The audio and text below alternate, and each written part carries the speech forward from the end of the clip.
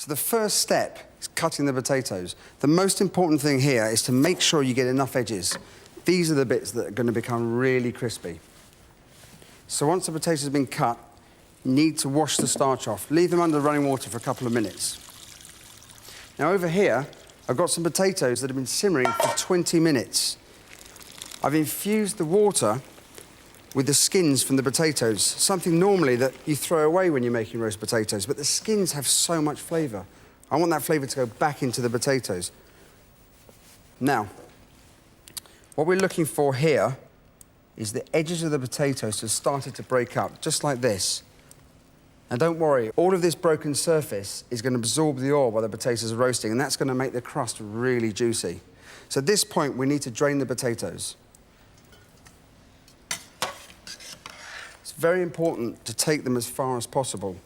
The problem with that, if you take them literally seconds too far, you're going to end up with potato soup. And any small bits of potato that are broken off, stick them in. We want those in the oven as well, because they're going to give us beautiful nuggets of really crisp roast potato. Now, if you think that you could rough up the edges a little bit more, a little bit brave, just take the colander and give it a light shake, no more than that.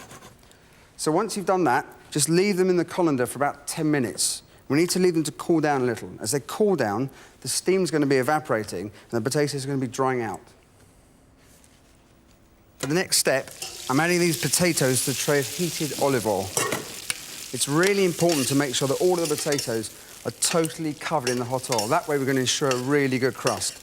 Now they need to go into the oven. This chicken's been in for about 4.5 hours, so it should be ready. Now what we need to do is crank the oven up, because the potatoes are going to need 190 degrees centigrade. They're going to take about an hour. I've got some rosemary and garlic to add to them, but I don't want to stick it in until about 10 minutes before the end. Otherwise, we're going to destroy all the fresh rosemary flavour. Roasting at lower temperatures doesn't give a brown skin, but I'll show you how to deal with that later. However, this bird is cooked. To show you, and to probe it, use a probe and go in about 3 or 4 times. Probe into the breast and probe into the leg. For safety, the whole bird must reach 60 degrees for 15 minutes.